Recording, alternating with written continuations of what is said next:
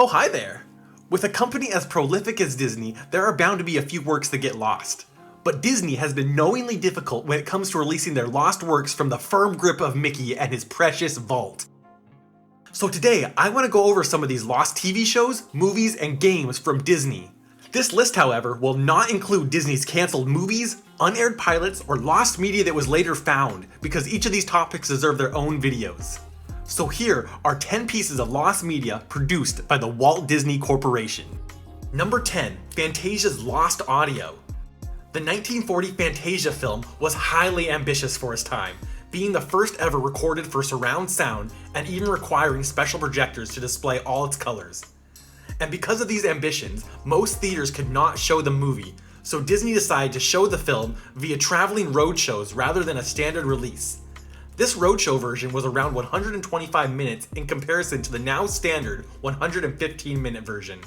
This increased length was due to each musical number being introduced by composer and music critic Deems Taylor. But to make the film more accessible to a general audience, these monologues were cut for future releases. In 2000, Disney attempted to restore the roadshow version, but Taylor's audio was too badly deteriorated and deemed unusable. Taylor's lost audio was dubbed over by Corey Burton, and Disney claims they are still working on restoring this lost audio. Number 9, Disney Channel Interactive. Disney Channel Interactive was a paid subscription service through Dish Network where you could play mini-games based on Disney shows with your TV remote.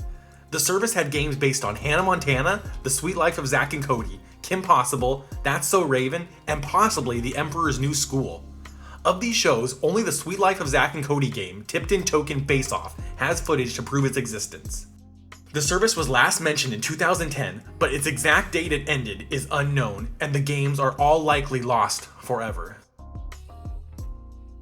Number 8, Timo Supremo. Timo Supremo was an animated series following 3 young superheroes that aired between 2002 and 2004, running on both the ABC Kids and Toon Disney lineups. The Lost Media Wiki claims that Timo Supremo is arguably the hardest Disney cartoon to find episodes of, due to the show's unpopularity and the fact the show did not air often. The first season has appeared on various streaming platforms throughout the years, but of the 26 episodes from the show's second and third seasons, 18 episodes are still lost.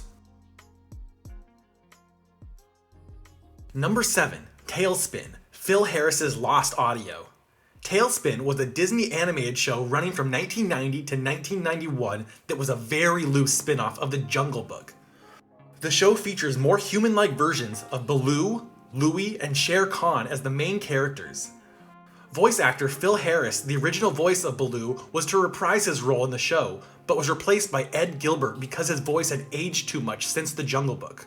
There are conflicting reports on how many episodes Harris voiced before being recast, with the Disney fandom page claiming 5 episodes were voiced, IMDb claiming 1 episode, and a source claiming to be Jim Megan, one of the creators of the show, stating that Harris voiced 2 to 3 episodes before being recast. However many episodes Harris completed, his vocal performance from Talespin has never been released, and the whereabouts of the original recordings are unknown, if they even still exist. Number 6, Musicland, 1955. Prior to 1955, every single animated movie by Disney was distributed by RKO Radio Pictures.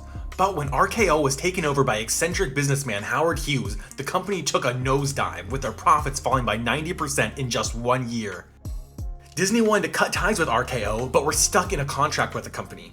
However, following the release of Peter Pan in 1954, they only needed 1 more film to fulfill their contract. In a move to get out as quickly as they could, Disney decided to stitch together segments from 2 previous movies and call it Musicland.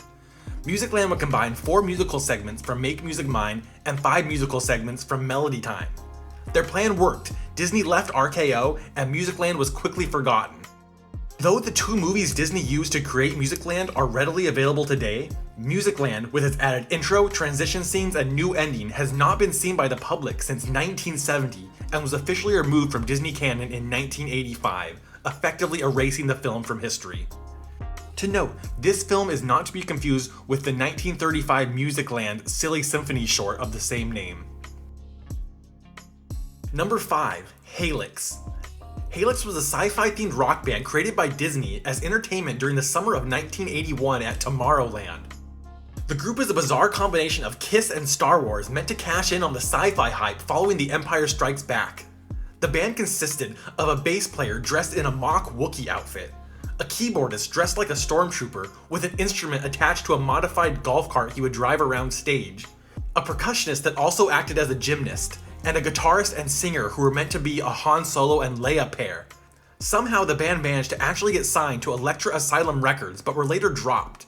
It is unknown if the group actually ever recorded with the label, but due to being signed, they most likely had recorded at least demos. All we have today of the band are live recordings.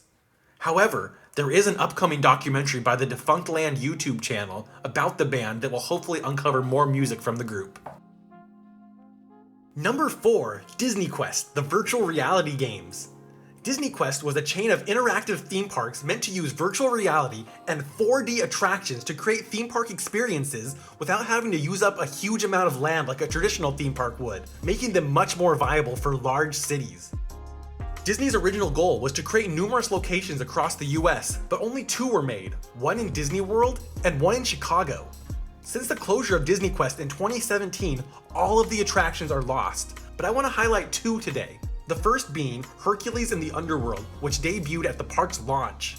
The title was a virtual reality arcade game that made use of multiple screens and some 4D effects to immerse the player. The game accommodated up to 4 players controlling Hercules, Meg, Phil, and Pegasus, whose goal was to travel to the underworld in search of Hades and his henchmen. But the attraction was short-lived, being removed in 2000 and replaced with the second lost game I want to talk about today, Pirates of the Caribbean: Battle for Buccaneer Gold. This game was similar to Hercules, but with some additions. The game could have up to 7 players and made use of additional 4D effects, such as the smell of fire and seawater, heating effects, and spraying the players with water, all while fighting against ships, forts, and sea monsters. Battle for Buccaneer Gold was removed when Disney Quest's final location was closed in 2017. Both games are no longer available, and Disney has not announced any plans to release the games for VR. Number 3, Inside Out, Bing Bong's death scene. The death of character Bing Bong near the end of Pixar's 2015 film Inside Out was meant to be much darker. In the theatrical release, Bing Bong sacrifices himself to save Joy and ends up getting lost in the memory dump where he presumably dies. During an interview with MTV, Bing Bong actor Richard Kind stated that this Bing Bong death scene was originally meant to be 40 seconds to a minute longer and much more graphic, showing Bing Bong's body fading away while he cried out. The actor likened this scene to Bambi's mother dying. The scene has not been included in any release and does not appear along other deleted scenes on home media. Number 2, the all-new Mickey Mouse Club. The all-new Mickey Mouse Club is the second revival of the Mickey Mouse Club that aired for 6 seasons between 1989 and 1994 and is notable for launching the careers of Britney Spears, Christina Aguilera, Justin Timberlake, Kerry Russell, and Ryan Gosling, among others. Despite having some of the most recognizable faces in show business, almost none of the episodes can be found online. Oddly, Disney Plus features the original Mickey Mouse Club and the 1977 revival, but not this 1989 version. Various clips can be found online, but full episodes are exceedingly rare. In 2005, a DVD titled The Best of Britney, Justin, and Christina was released, but the DVD only contains 4 full episodes and various clips from the 6th season. Why Disney has yet to release the all-new Mickey Mouse Club is unknown. And number 1, Toy Story, the Black Friday Reel. The Black Friday Reel is absolutely infamous. It was an early draft of Toy Story with a much darker take on the franchise. Disney chairman Jeffrey Katzenberg demanded the movie be more adult and cynical, so Pixar made a version of the film with Woody as the villain. In this version of the film, Woody intentionally throws Buzz out the window, where in the final version it was an accident, and overall he's just a power-crazed jerk.